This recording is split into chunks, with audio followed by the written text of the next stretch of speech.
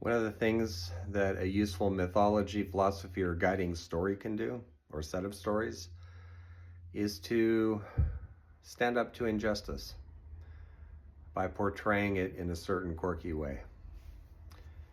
This is the fifth in a video series on making a mythology for our time. And mythologies often have stories that show the power of the small, the power of the marginalized. And one example would be the often cited story of Prometheus standing up to Zeus and the heavenly powers, stealing fire from humanity. The story is more complex than that, but that's one example. There are many others. And in Gnosticism, there's something called the Gospel of Mary, and Karen King has commented on the protest value of that gospel, which shows Mary as the smart one, the enlightened one, standing up to disciples who are trying to silence her. So that power of resistance, that power of retelling the story, of surfacing what's been buried, is one of the most powerful things that a mythology for our time can do. And since one of the mythologies, or the mythology of our time, is fiction, especially speculative fiction, we can see plenty of examples of it there.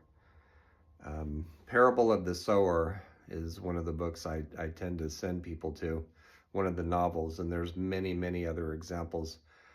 But to borrow a small example from my own fiction, in the last video I mentioned Soul Mapper, which was my first novel.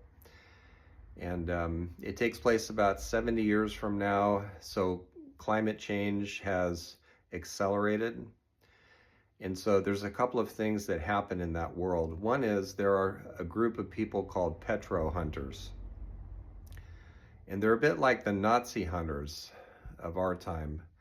So it's recognized 60 to 70 years from now that fossil fuels have damaged the world beyond the point of its being safely inhabitable in many regions, which are now too hot and dry or flooded to even live in anymore. Most of the coastal cities are underwater or partially underwater. Deserts are spreading, that kind of thing. Nevertheless, it's a story of hope, because I'm interested in what people will do about that, how people can be resilient in the face of all that.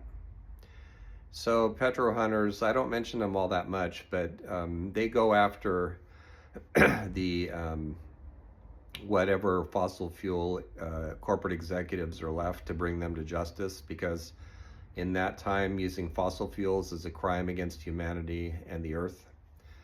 And so one of the things that the petro hunters inspire is the naming of climate amplified natural catastrophes after oil and gas companies. So for example, an Exxon is when a hot storm blows in to the point where it's not survivable if you're even outside. Sometimes they're accompanied with sand, and those are called chevrons. There are shellnados, which are tornadoes 5 to 10 times stronger than they ordinarily would be because of climate change. Petrocanes, other such entities. Kanokos are when a sudden flood happens, usually unexpectedly. A storm comes in and just drops 5 or 6 or more inches of rain within a matter of hours. These are all things we can expect. I used the best science I could find to predict all this.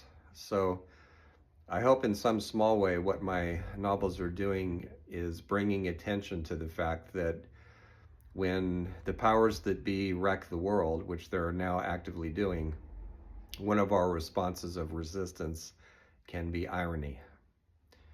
And that sometimes too, irony, comedy, things like that, can rouse the human spirit into meaningful acts of resistance and resilience, which is what the characters in my novels display.